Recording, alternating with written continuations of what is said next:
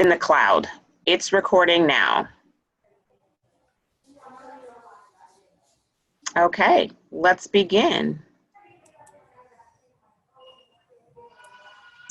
So, Rabbi Beckhofer, I wanted you to perhaps kind of introduce yourself and the impetus for the conference, and then we will introduce ourselves and begin our discussion.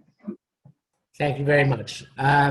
First of all, I'd like to thank immediately Stacey for undertaking this difficult task of chairing this conference, and hopefully it'll have an impact beyond the people who participate, because it'll be broadcast afterwards. And I think that these things get watched much more than the participants who are involved in it. I started this group several years ago, the Orthodox Jews Against Discrimination and Racism, in order that there should be some voice in our community which includes a rabbi, includes other people who stand up for orthodoxy, being against racism and discrimination, which does not always seem to be the case, unfortunately.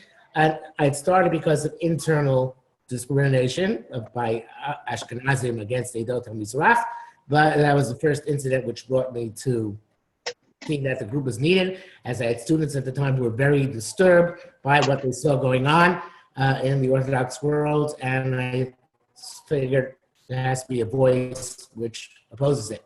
And over time, we developed a group into various different other aspects of discrimination, racism, cultivating relationships among ourselves to try to understand each other, and to try in our Orthodox society, and to try and improve ourselves in this respect.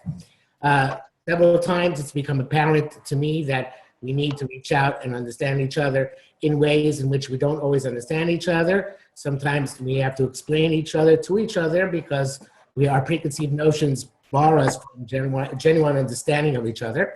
And this conference is an attempt in that direction, in the wake of the events of the past few months, beginning obviously with the election of our current president.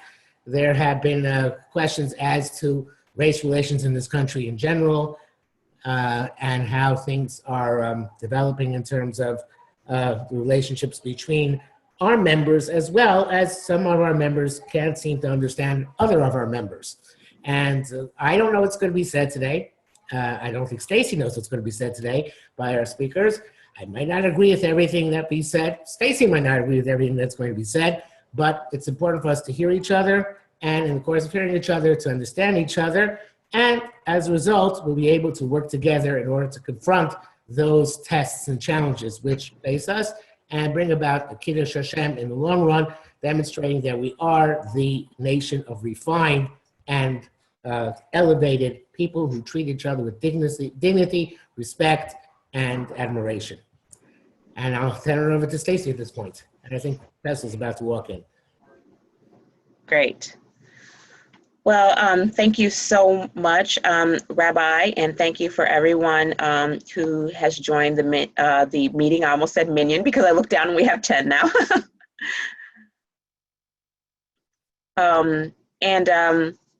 I've been a part of the group for about, I think probably about a year, and I really appreciated the online community and how people were willing to, hello, good morning, were willing to discuss the issues and willing to try to understand different perspectives in a way that was really coming from everyone wanting to be educated, and to, again, creating a community that really reflects Torah. So what's been going on for the last couple of months is that we have really been looking for people in the community, Jews of color in the community, that can give us context to understand why it is important for us to discuss these issues in the Orthodox community. And once we get that context and some understanding, hopefully move on to building best practices within our communities so that we can be the Kiddush Hashem that we all want to be. So joining us this morning, we have Tanish Washington. Hello, Tanish. We have Rabbi Isaiah Rothstein, and we also hopefully soon have Rebitz and Elisa Hauser joining us. There might be some time zone differences that are keeping her from joining us. So I'd like to open up the meeting to give you a couple ground rules and then open it up to our speakers.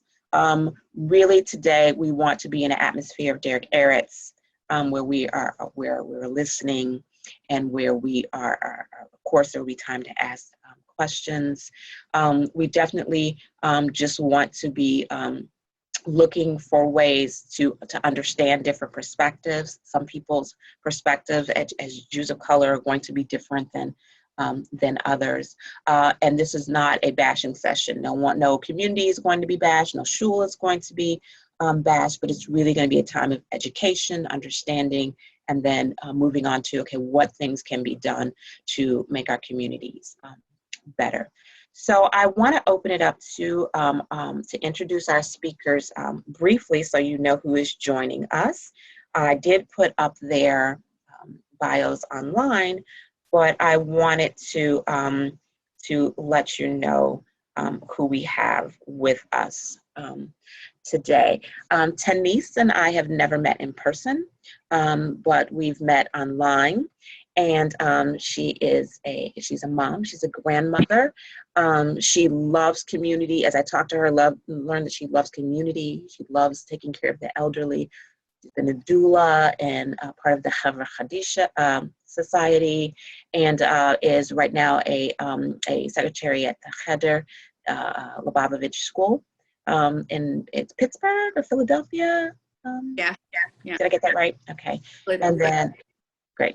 And then Rabbi Isaiah Rothstein, who grew up in Muncie in the Lubavitch community, and is doing a lot of work in his community.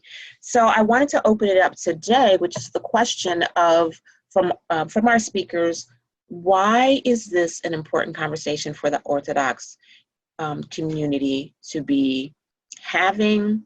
And what are some things that we kind of need to understand as context before we even begin to kind of ask questions? And I'm going to unmute Tanice, and I'm also going to unmute Rabbi Rothstein. Would either one of you like to give us a little context of why this issue is important for our community to be discussing today? I think it's an important concept and conversation to be had right now. Just in the world, as Klal Israel, we need to be united. This is a time, I feel like, in the world of a lot of disturbance and a lot of pulling apart. And we're called to be the opposite. We're called to be a light into the nations, and to do that, we need to clean our own house. I feel like we are constantly reminded in the Torah and in our davening every day of what it was like to leave Mitzrayim, and why we were called out of that, and what we are called not just out of, but what we're called to. And part of that is recognizing who we are as Israel, and that we don't need divisions within ourselves. We're not a race, we're people, and that people are called to specific things. And so I feel like we need to educate ourselves, our children, the next generation, that we're not looking for what shape of our nose is, or whether we're wearing a shadel, whether we're not wearing a shadel, or what color this is or that is, but are we a light? Are we united? Are we Israel Chai? Or are we not? So it's a vital conversation, I think, especially now when things are so divisive, things are so dark. We need that unity within ourselves and that strength to move forward. and to Great. keep our kids part of the community. Great, thank you, thank you. Mm-hmm. One thing that I would love to start with is thanking Rabbi Beckhofer for so many things. And one thing I'll say about Rabbi Beckhofer is that he taught me actually in 9th grade at Kushner Yeshiva High School. And as much as I grew up in Muncie, I currently live in Washington Heights in New York City. And although I was raised with, a Chabad leaning, and I was raised Lubavitch, going to Lubavitch shul with my family, and my father really follows after the practice of the Rebbe, like just due to our family's intersectionality and like having different cultures and ethnicities and even just in our own family, different color skins, and being a mixed race family, we were a little bit of everything and a little bit of not everything. And so we were kind of a mixed bag experience. And so I also am grateful to Rabbi Beckhofer because this conversation is not happening enough. So it's amazing to specifically hear from someone, I went to YU for Smicha, where Rabbi Beckhofer has been a teacher for a very long time. And ultimately, the conversation within the Orthodox establishment about race and how we go and experience race it's almost non-existent.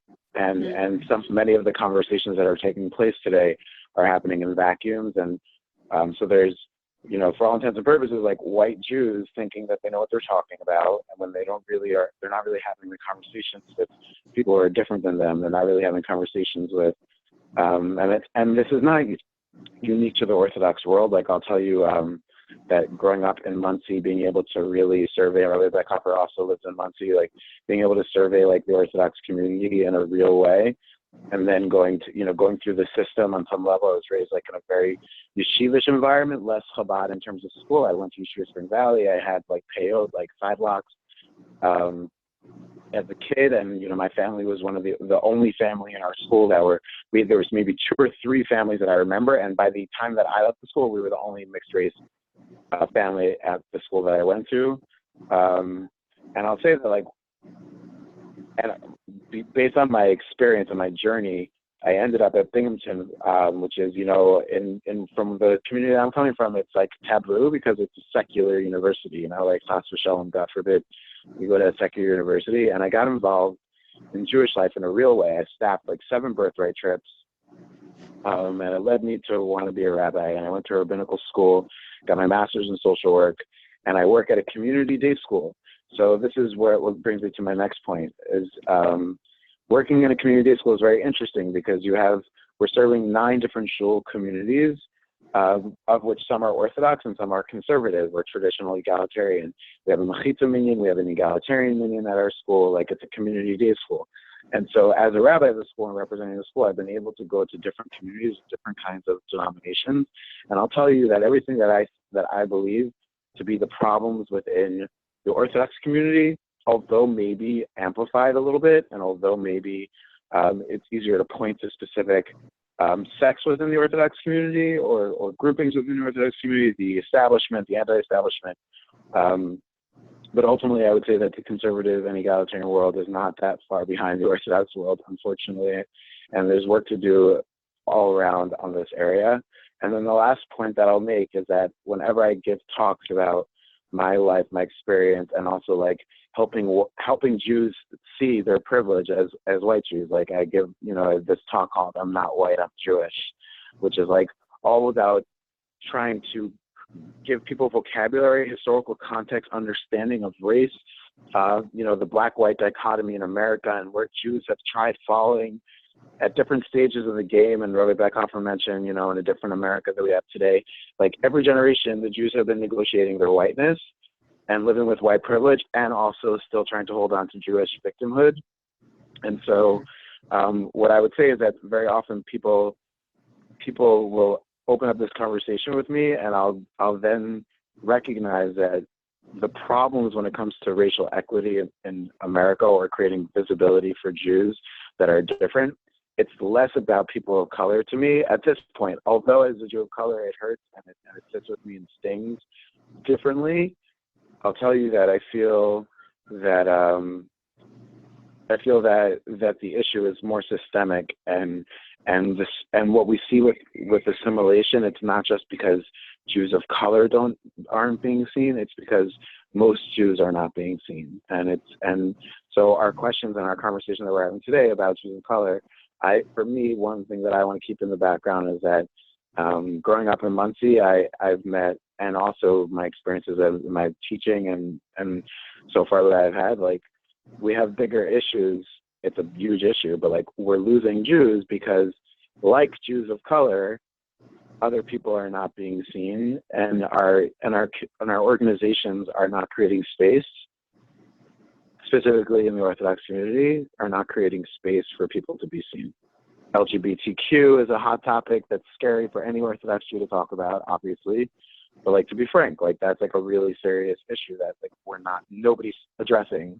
Nobody's addressing women's issues, OU's like last statement, like, there's more than that. There's just, so thank you for listening. Sorry for ranting. Great. I just want to say something to Isaiah. I know Isaiah for quite a long time, on and off. He always had a magnetic personality. He always was a fascinating person. The fact that he has gone to rabbinical school and become a rabbi is proof that there is a God. Baruch Hashem. Yeah. Go ahead, Isaiah. That's great. So, again, I think in the beginning, I was so trying to focus on getting the picture that I forgot to introduce myself. My name is Stacey Aviva Flint, and I've been a Jewish educator, a Jewish engagement professional within various segments of the Jewish community, off and on for 15 years. I currently work at a conservative egalitarian synagogue where our rabbi is actually Orthodox, but with conservative shmika. And I have 2 children and of course a husband, and our family is also mixed race. So my children are often mistaken for every community that's out there, every spectrum. I wanted to talk specifically about our children because a lot of times as adults, we can have these conversations on a level. We're bringing a lot of baggage and experiences with us. How do we start to have this conversation with our children in yeshiva and day schools? Because I believe that's where a lot of it starts, where my children will come home and go, "Mom, someone asked me, how am I Jewish today?" at their own shul, when someone's visiting or something like that. How do we have these conversations with children so that they become Jewish adults who really are used to diversity and able to talk about it and not jarred by seeing people who are different? Tanise or Rabbi Rothstein, would you like to comment on that? Tanise, I want to hear from you with your experience. You raised your children in yeshiva, correct? My kids went to day school. I raised my children in Raleigh, in North Carolina, and I feel like Baruch Hashem, Rabbi Herman and Shari Israel and Raleigh it's a very unique community. It's very small. At the time I was raising my children, there was only about 5 from families, and it was really a cocoon. Everyone knew us. We knew everyone, and it kind of was like a utopia. We didn't get that. We didn't get that until we went to Crown Heights for Sukkot. We didn't get the questions and the stares, I feel like, because everyone kind of knew who we were. My husband Lane, they just knew who we were. For them, it was more shocking when they were so excited to go to Crown Heights and see other Yidden to be, pointed at and stared at, and, davening at 7:70 and people standing like literally in front of me, like why are you here? What are you doing? You know, like, you're the minister of Esrei. I'm not going to explain myself to you right now. I'm talking to the Eivishter. Give me just a minute. It took time. And, you know, at the time when my kids were little, I didn't really even have the language to talk about it. It wasn't until I became a grandmother, honestly, that I started having these conversations. And I would tell my children, you don't have to explain yourself to people. You do what we do. We daven, we live Torah, and you go about your life. And if they have questions, they can come talk to an adult. And people didn't, for whatever reason. We moved to Philadelphia 2 years ago, and my daughter, who has a little baby now, became a mashgiach, and it really started showing up at her at work. She would be working at the register, and people would come up to her and say, "Your sign says mashgicha. How's that possible?" And that's kind of when I started my level of engagement. Like, we need an education process. It's one thing to question someone. You know, really, we're not supposed to even question converts. If you need to question someone, it needs to be, are you looking to marry them? Is there an offer? I don't understand the question. If her sign says mashgicha and she's performing the role of her job, you have two options. You can trust that, or you can call a manager over and ask a question. But to stand at her register for 20 minutes, leaving her to take a break because she's in tears, because people are going, well, how's she mashgicha? She's black. How's she mashgicha? She's black. And to have other Jews, observant Jews in the workplace, in management, say, just tell them you're a convert. Well, she's not. I am. She's not. That's not their business, but she's not. That's an education piece. So I just started with turning that on its head. What makes you ask such a thing? How are you Jewish? Because at Sinai, we were all at Sinai, and I don't think there was a questionnaire to fill out what race you wanted to be. You accepted the Torah or you didn't. So we don't have the right to ask other Yidden what that is. And that, I think that needs to be the conversation. How do we approach other Yidden? Would we ask them other personal questions about their person? This is a respect issue. And it's also a Torah issue. It's a Derech Eretz issue. And I think that's how we address it. If you're in your place of davening, your community, that needs to be a safe space for Jews of color, as well, for all Jews. That should be a warm, safe space to interact with our Eibishter. We don't need to put each other on trial. And that's kind of how I address it now. I'm sorry, why are you asking that question? Why do you feel comfortable to ask that question? Right. Thank you. Thank you for sharing that. Rabbi Rothstein, as you work with youth, young people, how have you incorporated this this conversation, or how are young people encouraged to deal with diversity? Yeah, I'll say a few things about that.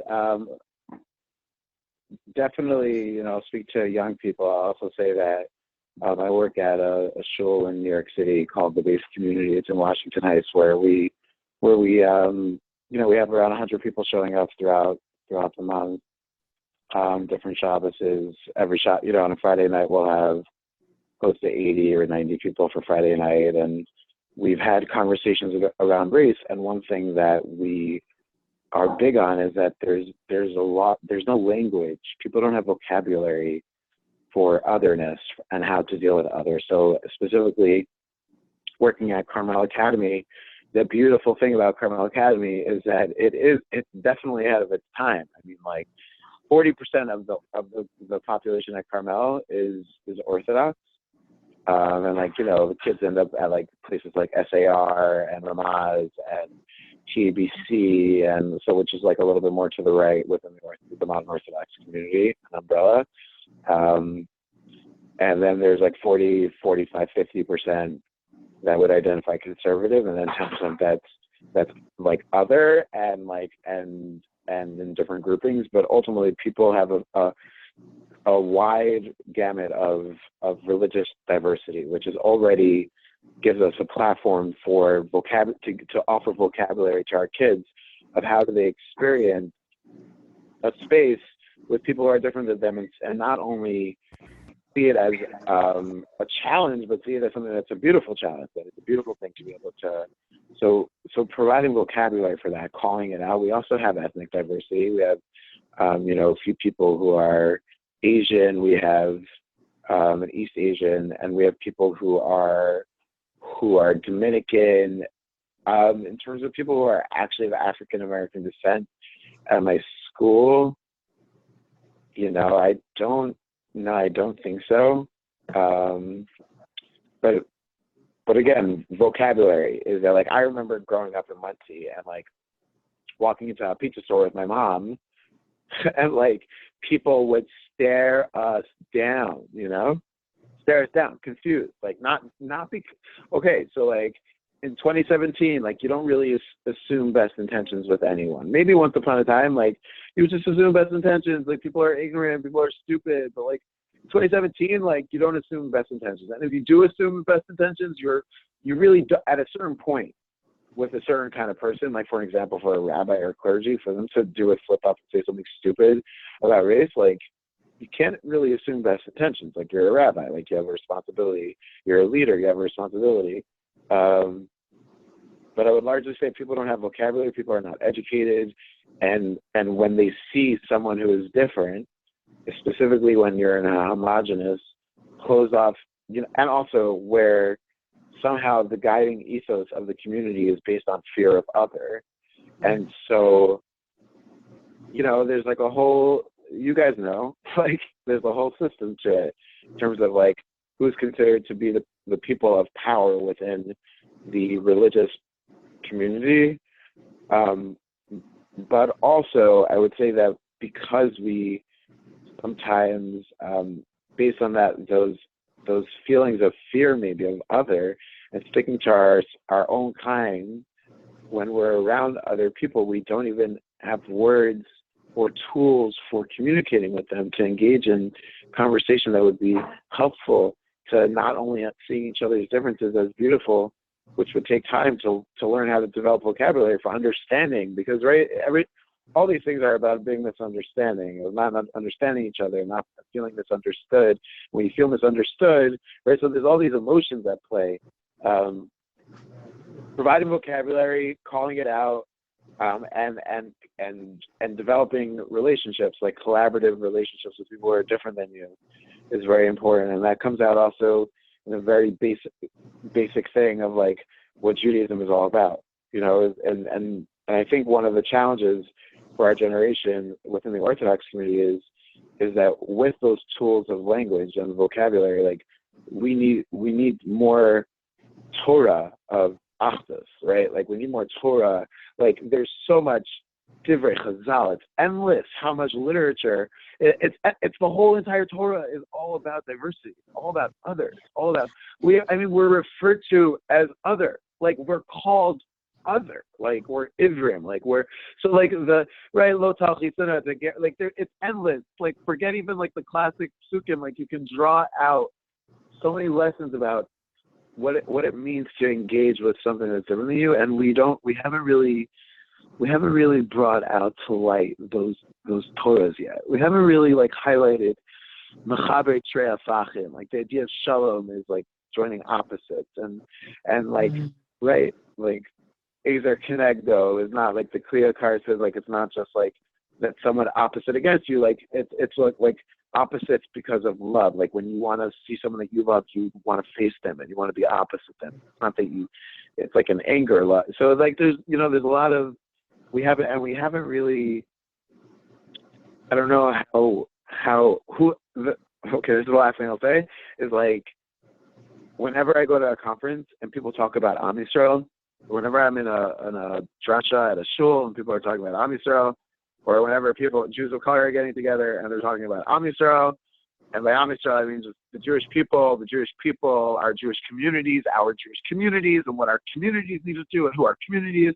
Very often I'm always left with this question of like, who are you talking about? Like, who's in your Jewish community, who's not, like who's part of this conversation, who's not a part of this conversation. So when we take these psukim and these Torahs and we bring them to life, who are we talking about? Are we also talking about the person of color that maybe you wouldn't have necessarily thought to invite to your Shabbos meal in a different way for whatever stupid reason? Like, why, I've been thinking about these issues lately. I mean, my favorite part of davening is when we get to the 10th blessing of the Amidah, and it talks about the kibbutz galiot, the ingathering of the exiles from the four corners of the earth.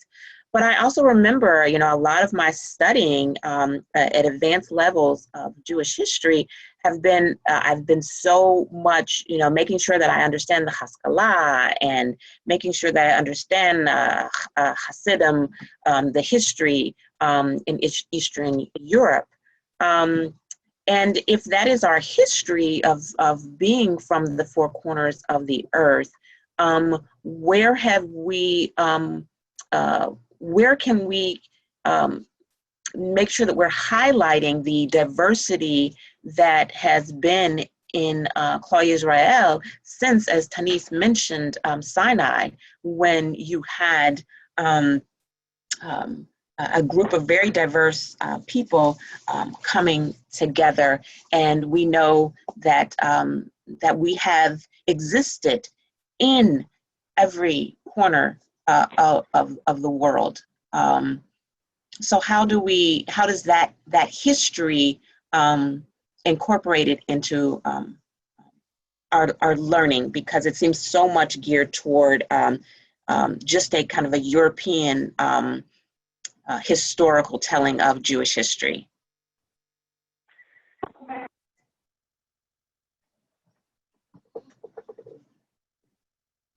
Is there anybody who wants to speak on that? Do I have somebody muted who's trying to talk? I'm sorry. Can you repeat the question?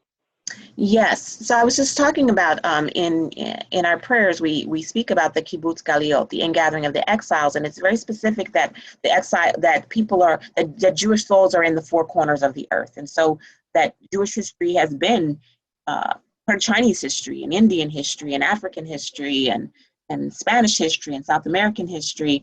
But a lot of times in our learning, we focus so much on Eastern European Jewish history, and that the other histories are not highlighted as much. How can we get to those histories? Well, what I'll say is that. Sorry. I'd like to say something about that.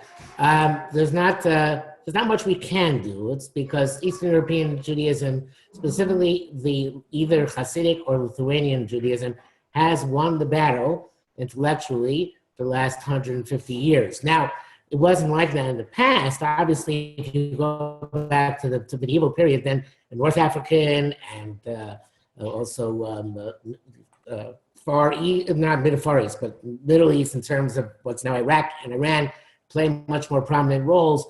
But since the expulsion from Spain, we're talking about 550 years ago almost, so that part of the world has had diminished importance. It moved first to France, then to Germany, then to Eastern Europe. These are realities of geography and of history, which I don't think we can erase, much as this frustrates all of us, including myself.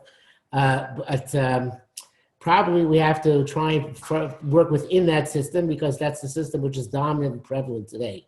I'm happy to hear other opinions, but it's kind of like fighting City Hall, so to speak. In terms, again, of Eastern European, both Hasidic and non-Hasidic dominance of the Jewish world today. I want to echo that just because I want to say that I live on the same block as a Taimani shul, and they were mostly brought here about 2008 because of Al-Qaeda over there. And they seem to be Ashkenazing very quickly. They go to Ashkenazi schools, they're in the black suits. It's rare to see anybody still dressing in the Taimani Levush. If you do, it's the older generation. I also want to say hi, Rabbi Rothstein. Your mother sold me my house.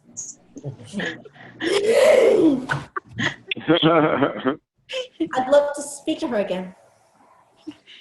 I work at a Chabad school, and our rabbi is really good about when they're talking about history, reminding us always we know we're an ancient people, but also reminding us, the teachers as well as the students, that we haven't always looked the way we look. We were, from a time and a space, and that look, quote unquote, has changed. And it's just important to remember our roots and to remember that davening, we say it every day, like you said, gather sin from the four corners of the earth. And what is that going to look like? Just having that conversation is important. And the kids are receptive. It's really interesting, to see it through their eyes and to hear them.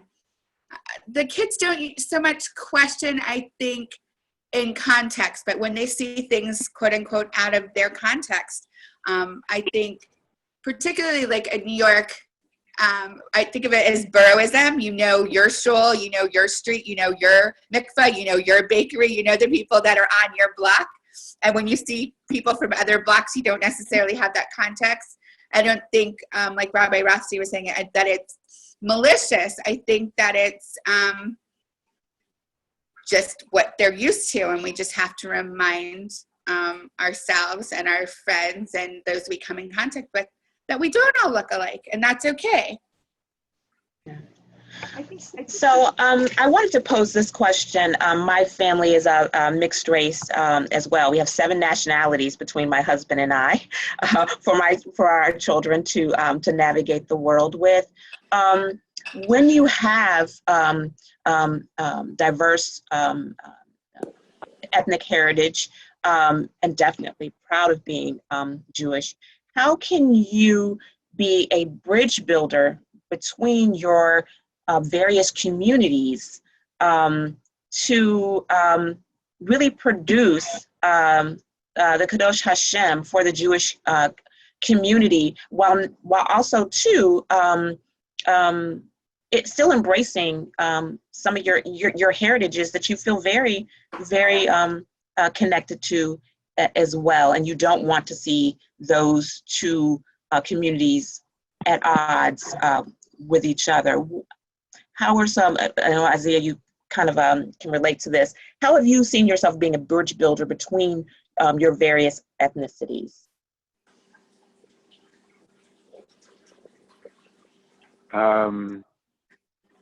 Being a bridge builder between my various ethnicities. I would go back to the fact that for me, to this idea of providing vocabulary and literacy and education, like, I'm not quite sure people really understand what it means historically that the Jews have celebrated whiteness largely for the first time ever. Right. in Jewish history, that America was the game changer, for Jews, and I'm not quite sure people are really aware of how that came to be, and so as someone whose ancestors were slaves in America, I've made it my business to read. And most white Jews have not, because why would they? They're just white, and they're not only are they white, they're right. The double standard of Jews in America has been, we want to be Jews, but we also want to be white, and in some stages of the game, if you look post Civil War until now, we've weighed heavy on certain sides. So, you know, in 2017, many would argue we're more weighing on the Jewish side of things. Hashem should help, you know, and what that means obviously comes with being othered by white America on some level in a way that we're not considered as allies anymore, or that we're not helping the white cause the way maybe we did, let's say, in the 1910s and 20s or whatever it is. So, you know, but creating those bridges, I think, is one thing that I'm very big on whenever I get a chance to share these ideas. Is I say that it's so important in our world today in 2017 where that each of us is given a place to tell our story. And then we need to feel proud of our stories. Like, we need to know that our story matters and our story is important. And so, like, even though I'm telling my story to people, like, I say how important it is that each of us own our story, and that we know that it's even a mitzvah to tell our story. And it says it not only in a few places, let's say in Shema, but also we know Pesach is the whole holiday of just telling a story, retelling a story and feeling. So that's the next step, though. Really, the first step is just telling our own individual story. But then after we are proud of our own story, we need to be able to see how that story fits into the Jewish story and how our story is relevant to the collective Jewish story. And I would argue that in 2017, the breakdown is that most people, A, don't even know how to feel proud of their own story and tell their story with pride, and B, they don't even see a connection between their individual story and the Jewish people's story. And that's like the saddest part, is that we've done a horrible job at transmission, and people are afraid. So I would say that, like, my narrative, my life, like, I didn't do anything for it, but I used my story to talk about bigger systemic issues within the Jewish world and America at large. And, like, I think that that's one way in which I could bridge build between, like, myself and the Orthodox community or white Jewish community, which, depending on who you're saying, I'm bridge building with. Because, like, to me, any Jew engaged in Judaism is, in 2017, is a win. So, like, I'm not gonna I'm not gonna get in the face of anything. But ultimately, I identify very strongly with the non-Orthodox establishment, though I have a lot of issues with a lot of the things that are going on with the non-Orthodox establishment. I have a lot of issues that are going on with every establishment and so, like, you know, I'm not. But at the same time, bridge building to me is making sure that people are seeing themselves in the conversation, and that and true collaboration, and this is the last thing I'll say, true collaboration is, like, when the person you are talking to about this believes they have just as much to lose as you do. And if they don't feel that way, then you can't be collaborated. So, like, that's where we need to get to. That's the conversation we need to have. But people don't even know. People are afraid of the conversation. They don't know what they're talking about. Like, I was at Limud, right? And, like, there's like 800 people that come to Limud, and, like, I gave several talks on race and Judaism, and, like, certain conversations are so emotionally charged for white Jews who don't want to believe that they've had privileges and celebrated the privileges of white America. Like, they don't. They just can't sit with that because they're Jewish. But then, does that mean that you automatically now you put your hands up and say, "Hey, I'm putter, right? I'm not a part of this. Like, I haven't been a part of this whole struggle. You don't put me into this whole mechanism of the black-white story. I'm Jewish. Like, leave me out of this, you know?" May I interject something? Sorry? May I interject something? Can you, if you could type your question? That way that way everyone can see the question, and then we can answer it. Someone did talk about that they wanted to look at how African American, being African American and Jewish at this point in time, how is that different, perhaps, than at any other time?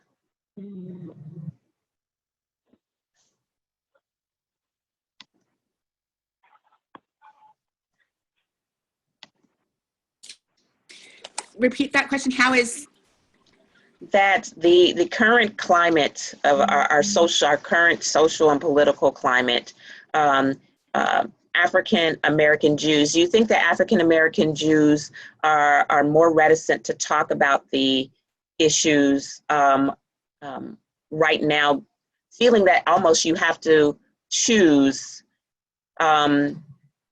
if you are going to stand up for the some African American issues, or stand up for Jewish issues? Wow. That's such a sad statement. I actually did have someone in one of the forums get told that by someone in a group, by a rabbi in his community, that you need to choose. Are you going to be Black or are you going to be Jewish? And he was just taken aback. I can't choose. He feels both of them equally. You don't get to choose that.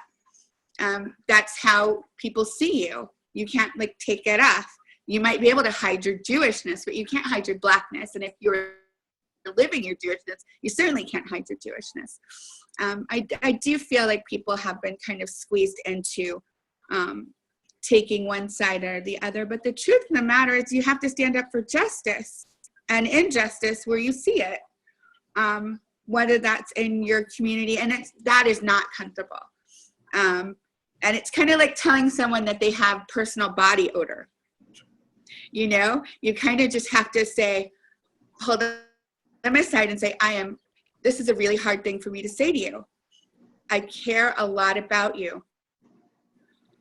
But sometimes you say things that you don't realize are toxic and hurtful and harmful to people, not just to individual people who you're saying these things to, but to Israel. What you're saying is dangerous and hurtful, and here's why.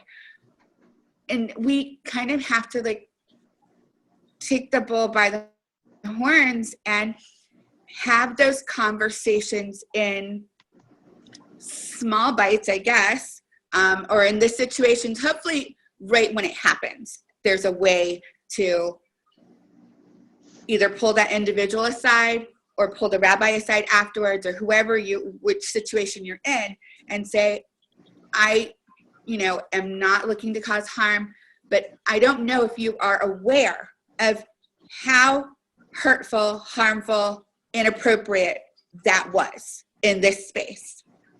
This is a Jewish space. We should all feel welcome. And we just have to start having those conversations. And a lot of us are. I mean, I'm so thankful. It's so heartening to be having this conversation with everybody from all these walks of lives. I'd love to hear some of the other folks' stories and how you got involved and what this means to you, if we have time.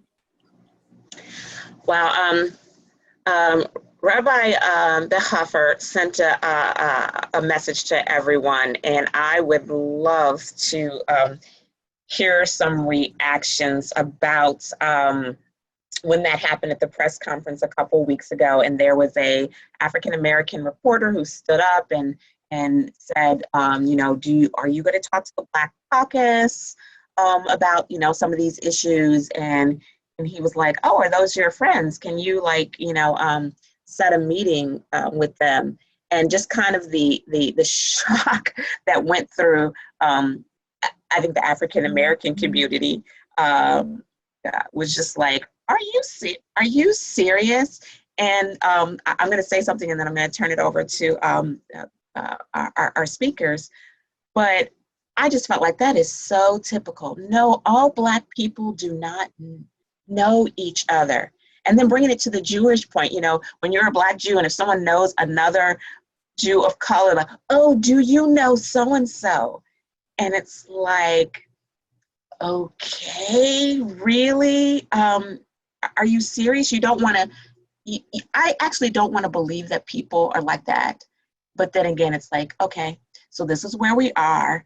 Let's take a deep breath and try to educate people on this. But I'd love to hear the reactions. I just didn't want to believe it.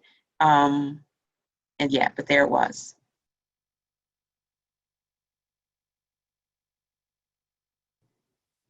You want to give people the benefit of the doubt, but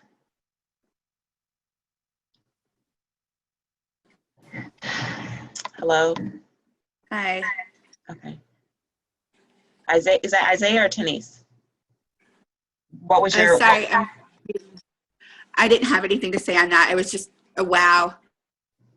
Like, some things you just, kind of like Rabbi Rothstein said, it's 2017, 5777, and sometimes you're not in the mode to educate. You're just like, wow, that did not just say that out loud. Mm-hmm. No. You can go to Chabad.org or Aish Torah, or you can go figure that out on your own. You're a big person. You can't say stuff like that. Yeah. No. I think sometimes it hurts too much in the moment to say something. Sometimes you have to go and process it. You know, spend some time in Hitbodut and really regain your sense of self, your sense of connection to Hashem, because sometimes the natural reaction is not what's going to be helpful. So sometimes in the moment, it is really hard to address it. Sometimes you have to come back. That's true. I appreciate someone talking about education and about educating about different communities such as the Beta Israel. I'm curious, Rabbi Rothstein, if there is any education besides the Beta Israel in your day schools that you're working with, such as the Jews and the Jewish community in Uganda, the Jewish community in Nigeria, the new Jewish community that just came about in Madagascar.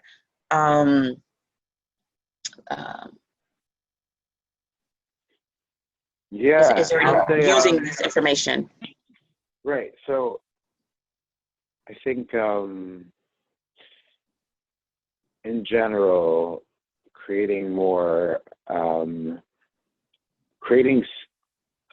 think that one of the things that we need to think about a little bit more, I would like to think about more, is like where we're creating space and platforms for these conversations to take place. Like, when would they take place? Like, where would they take place? Like, how do we enter into a conversation about global Judaism? Like, it happens to be for me, like I've been blessed to travel with the JDC, the Joint Distribution Committee, to Turkey, to India, to Ethiopia. I've been to different global Jewish communities, and also like post-Bayit Rishon community. So we're talking 2,300 years ago. We're talking Purim almost, how long they've been in India and how long they've been in Ethiopia.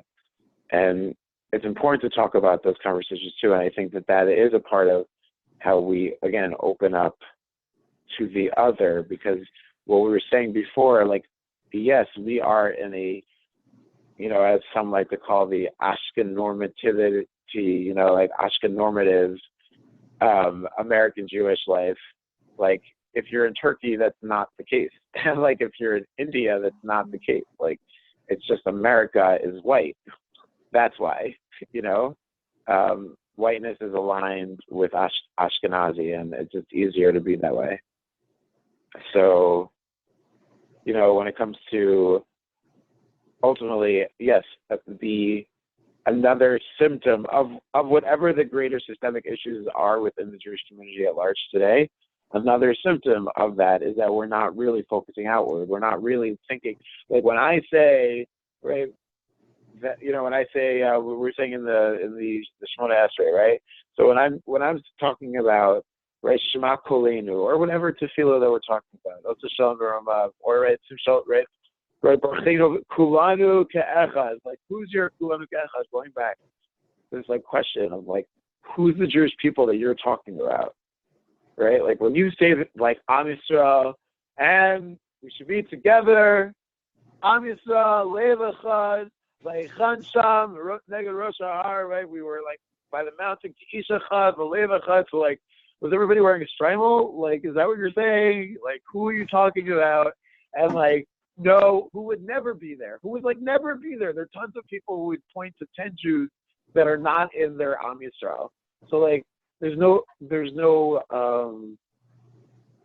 we need to be able to create that conversation of like, yeah, like global Judaism and who's a part of that. And I don't know, I mean, ultimately though, I think people are mostly, I think we need to make sure that, I mean, for me, I feel passionate about trying to figure out what we can do for any person who's different, because that's what it's about. Like, there's no one way of being a Jew. And like, the second we get over that, we'll be in a better place. Like, because everybody's afraid of that. Everybody's so afraid of like, that there is actually one way to be a Jew. And I'm saying the Torah is like, Torah is a scary thing. It's a beautiful, gorgeous thing, and we need it. But like we need to look at what's in front of us, and we need to react to what's in front of us. It's a scary thing, the whole story. It's like, so it's more than, to me, this conversation, again, like an assumption that I'm making is that in this conversation we're recognizing that these issues are systemic and are bigger than just the Sephardi Jew and how they're treated, let's say, or the Yemenite Jew, or the Jew of color African American Jew, the East Asian Jew, like each of those stories being such important conversations to be had, but at large, no one is being seen the way they need to be seen. And that means also, like the Turkish Jew, like who is thinking about the fact that 30 years ago, there were over 100,000 Jews in Turkey, and now there's only 15,000. And that the assimilation rate is crazy there, and they lose 400 Jews every year. Like, to death, to assimilation, or to Aliyah. Like, that's like a crazy stat. Like, most people are not thinking about, so it's creating platforms for this, like to make spaces for, like, where is the Orthodox rabbi in his drushas going to somehow highlight these things? But again, shuls are built on culture. We all know that. So it's not a part of the values of what people think is important to be spoke about. I don't know. Maybe it should be. Maybe it is. Maybe I'm wrong. But it seems like people usually prefer the know what to expect. The rabbi's going to talk about a silly story. He's going to bring it into a Gemara. And the Orthodox, like, and we're talking yeshivish, leftish world, like, out of the park, like, random piece of, like, story or sports analogy or something, bring it to a Gemara, touch on the Gemara for, like, 5 minutes, talk about a Rebbe and a story, talk about Shabbos or Musar or something, and then, like, you're over. And that's it. And, like, everybody goes home. So, like, when else? And then the Rebbe's giving a halacha share. So, like, when are people talking about this? Like, that's a question that I would have for anybody. Is like, who's making? I mean, I'll tell you, my shul, we've actually had Jews of color conversations. Like in the base community in Washington Heights, we've done things, and we're continuing to do stuff. But like, I'm wondering, like, what would be the establishment's response to that? What would the Orthodox community say? Like, when they're celebrating their diversity, celebrating all the amazing things they're doing, when are they actually highlighting something other than that, their organization, like, amazing, accomplishments, and, like, their version of diversity?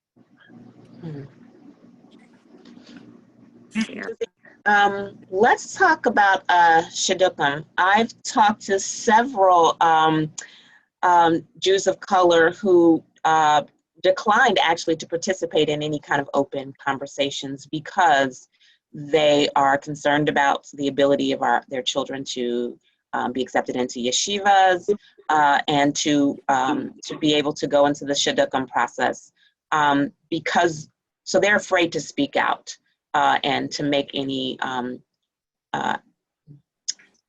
waves. So I think when people have their lives secure and they feel that there's nothing in jeopardy, then they can speak out. But if you have small children, you're trying to get into, to school, and you have children who, you're trying to do a shidduch, you're not so willing to talk about maybe your experiences or what's going on and jeopardize those opportunities that are very important to our community.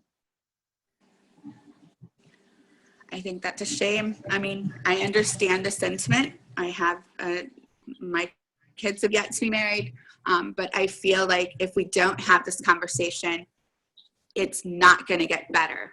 I think it's the elephant in the room, and we're just going to keep tripping over it. And the goal is to make us better and stronger, and to have achdut. And it's not achdut if it's pretend. That's not unity. Pretending that we're loosely connected is not unity. And I don't, if having this conversation causes ripples that those people don't want to have my child or myself in the process, then I don't want that match. That match isn't for me anyway. You're going to stay muted your whole life because you can't speak up on the issues that matter. And justice and doing the right thing shouldn't matter about the company you keep. You shouldn't be able to say this is right only when the people that you also think that thing is right or wrong are in agreement with you. That's not truth. So I'm really saddened that is the world we're living in, but that just shows us how much work we have ahead of us. And we're not exempt.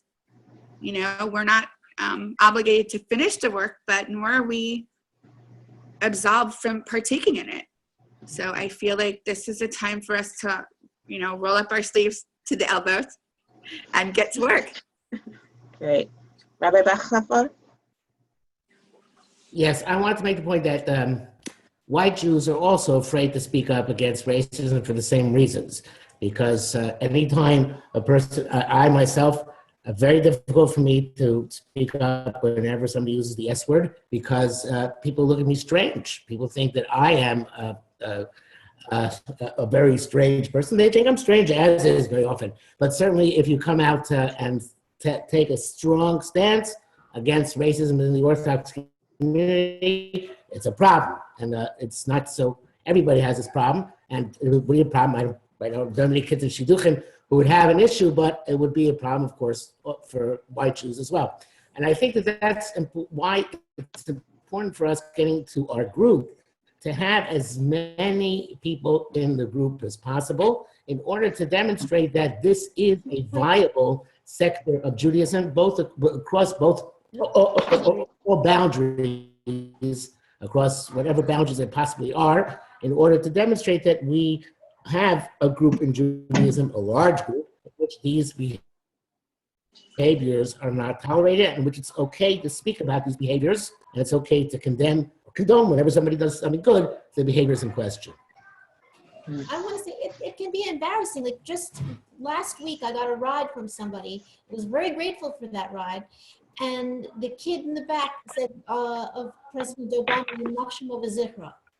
And what am I going to do? She's giving me this ride. She's doing me a favor. It's a terrible thing. I don't know what to do. And so I did.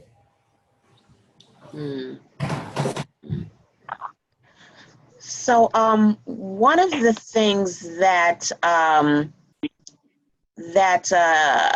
see happening is I see Jews of color will often come to me and tell me their stories because they know me, different things of that nature, and they have kind of moved away emotionally, almost exiled themselves from the Jewish community because of hurt, because of experiences. And so when people are so wounded,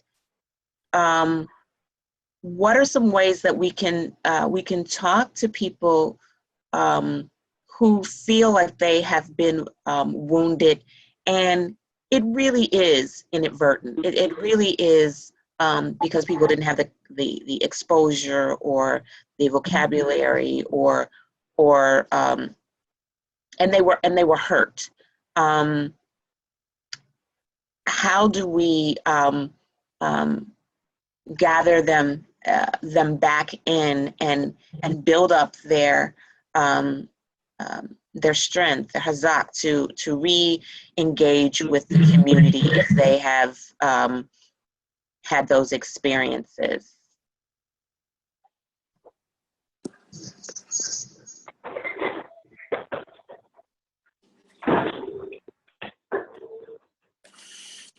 I do not have a fix.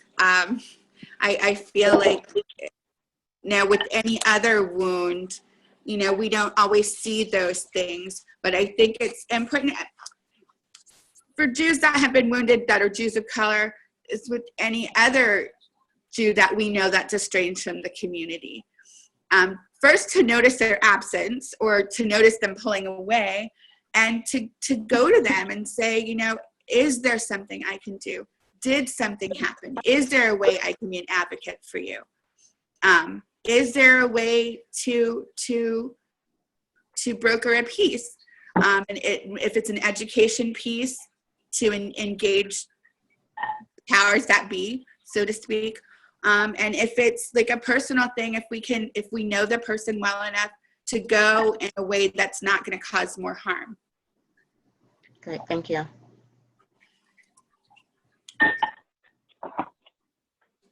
I guess I'd like to jump in at this point too. I don't remember the quote from Churchill, but Churchill said, "We shall fight them on the beaches, we shall fight them in the mountains." How does it go? We'll never give up, never give up. So that is the problem I've seen in the group over the years, is that obviously people are wounded, and sometimes people feel they're mortally wounded and they leave the field of battle. And Chazal tell us,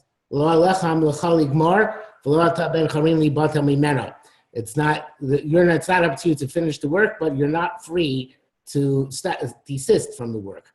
So it's been frustrating to me over the years that people have come to the conclusion that nothing can be done, or people are too dense, or people are too racist to change. We all need to be allies with each other and commit that even though there are people out there who are boors or louts or don't know how to express themselves, or as Ariel put it there, tinokos shenishbu, that people don't know any better, which hopefully is the case, that not to give up the fight, to constantly come back and explain patiently, tolerantly, sometimes, obviously, to let off steam, what the issues are which we confront and what the issues are which people need to be sensitive to and to address. Thank you. Thank you.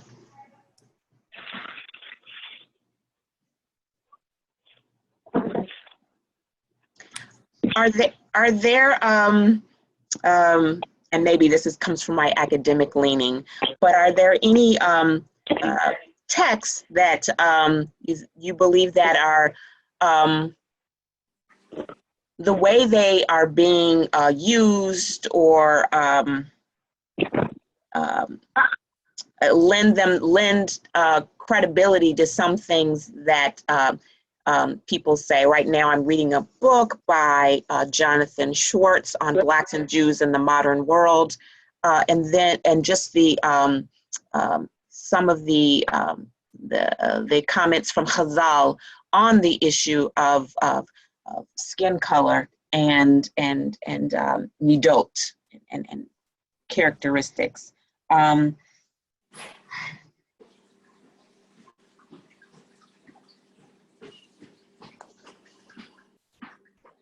I mean, yeah, I'll say that there's definitely one thing that the Orthodox community really needs when it comes to even engaging in rhetoric around any of these topics is definitely text. You know, I mean, like the language of let's say the former conservative movement might be more like social justice and prayer in a different way.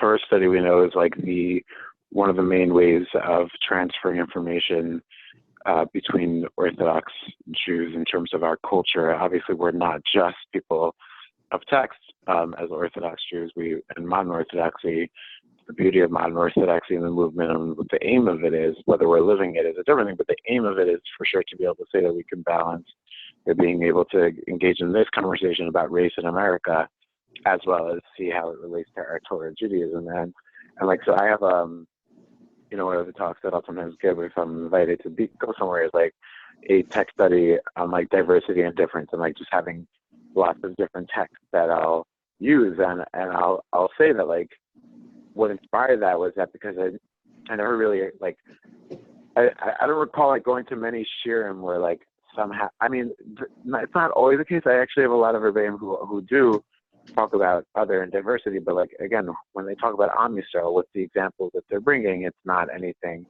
but from something that's different than them, which causes the question if we're really having the conversation or not. But there are tons of texts, and growing up in Muncie, not hearing that, and also, again, like, I would say that there are plenty of people who are amazing when it comes to bringing Torah to life, and I think there's ways of framing that Torah also that is valuable. So there's a bunch of different chazal that I use, you know, and one of the ones that I will never not use, meaning even if I'm doing something that's less texty and more discussion based, I'll still always end up putting in there's a Gemara, I think it's in Bava Metzia, that it's one of my favorite. It's in Bava Metzia. It says like that, like, why does the Torah say in 36 places, and some say, right, that it's in 46 places that you should not oppress or hurt the ger, lo tachitz as a ger. And why does it say that?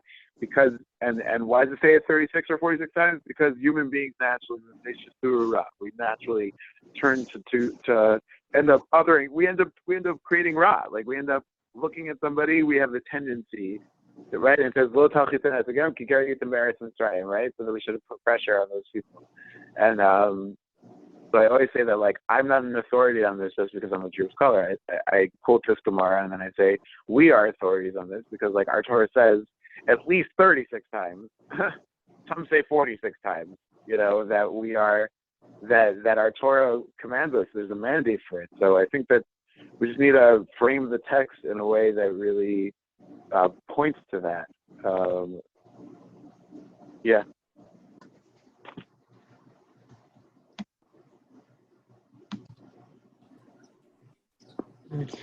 Someone, there's a lot of conversation going on about language, derogatory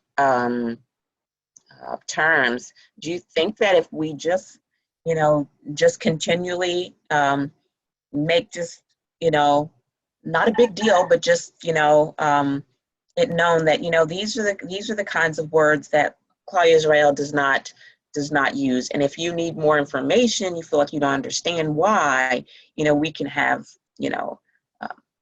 talks about it. But do you think it's helpful to just kind of have a consistent message out there, okay, these are just terms that are just not okay to be used. Are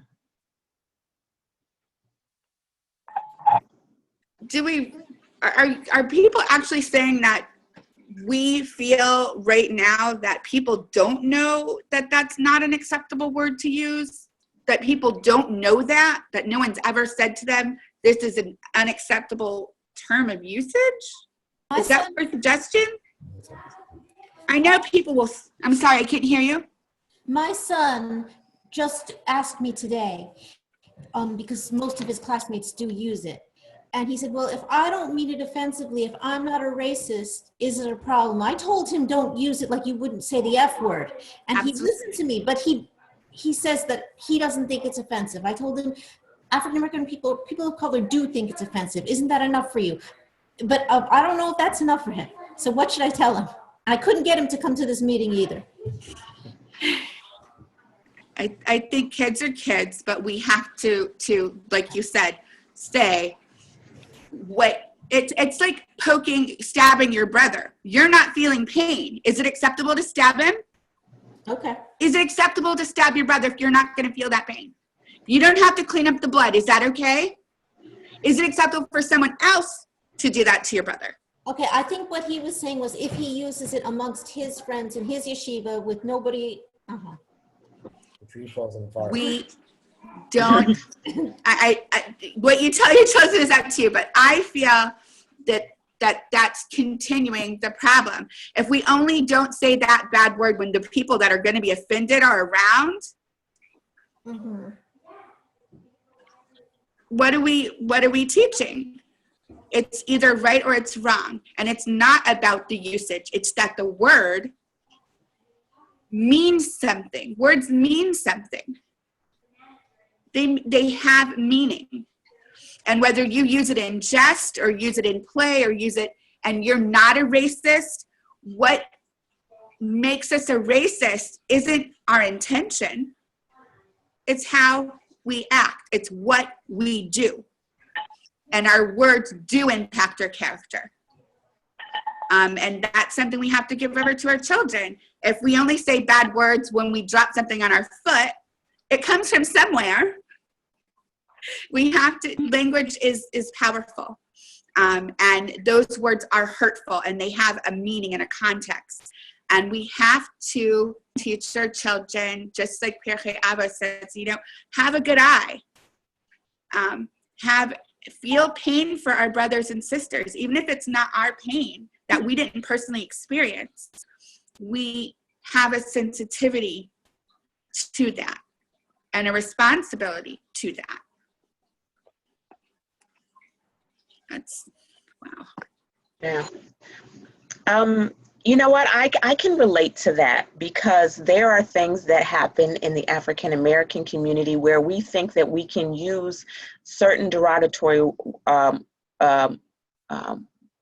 words, and I'm not talking about, of course, in the from community. I'm just talking about, you're going to hear things. We don't just live in an insular world, but there are things that you will hear. And people will say, oh, well, it's amongst us, we can use it. And it's like, no, that it's taken so long for certain of us to even make sure that we do not even become comfortable with some of those words, thinking that because it's within amongst our community that it's okay to use. So I know the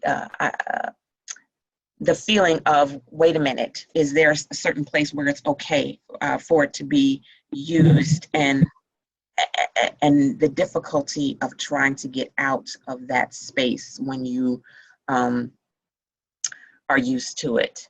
I want us to start wrapping up soon, but it's amazing that people are even willing to have this conversation. It's very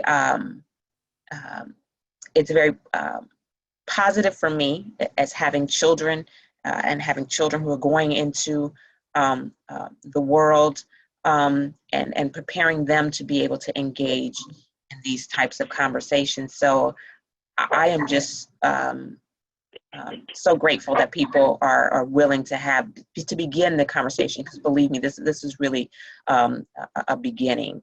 I would like to open it up to Rabbi Bechafer and Denise and anyone else. I mean, if you want to unmute yourself and just say goodbye, say something short, that would be okay at this point. I'd like to first express my gratitude again to Stacey for handling this in a wonderful, wonderful way with a lot of aplomb and a lot of grace.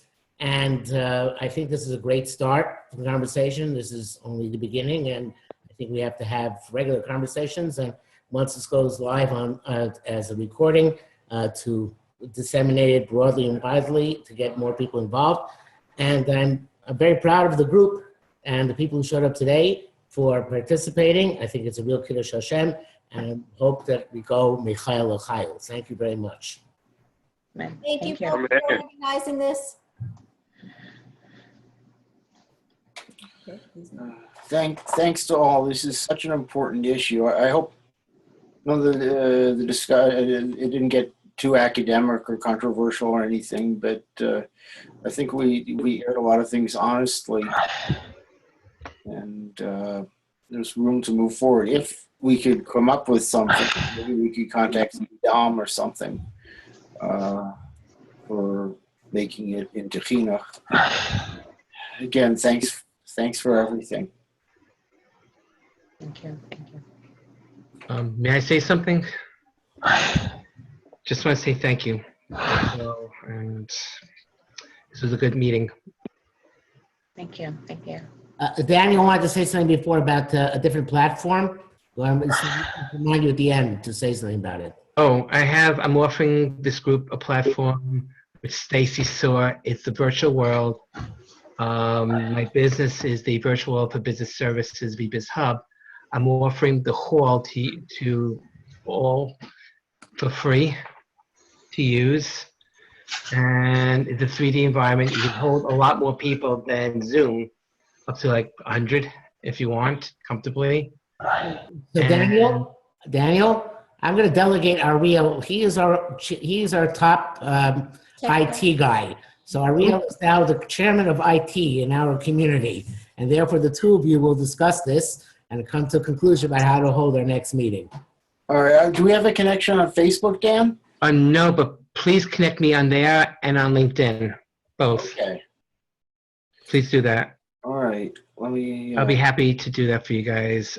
I also want to mention it doesn't end with prejudice and sinas chinam against JOCs. Anybody who thinks different, anybody who is different. I'm going to say this. I know I'm being recorded. I suffer since my childhood from ADHD. As a result, being put down, made fun of, not being able to keep up with the other people. I've been hit by damages. And Valerie, could you send me Van Heerden's accounting fees? What? Oh, sorry. Sorry, I muted it. Sorry. I'm sorry. Ever since my childhood, even when you see on Facebook, I spell it correctly. It's from my ADHD. My mind goes from place to place at times. I'm taking medicine and I do suffer.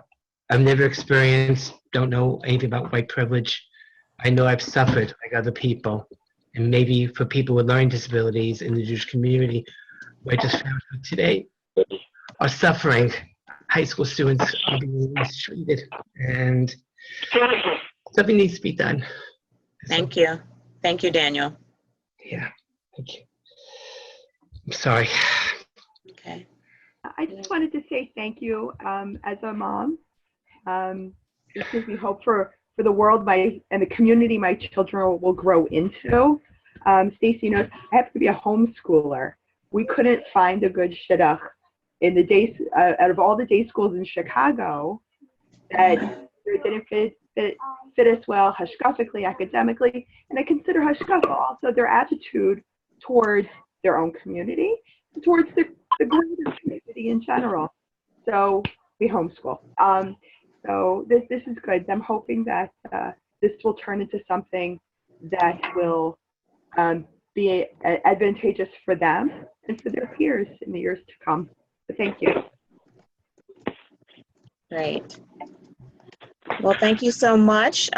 We will have this recording up soon, and we will schedule some more talks. And also, too, I probably will put together, some people typed in some resources that we want to look at, and so I will try to gather that into a document for people as well. So, Shavua Tov, Toda Rabah, thank you very much. And thank you so much, Stacey, for putting this together. Yes, thank you. Thank you so much. We'll look forward to the next time. And signing off for now. Thank you.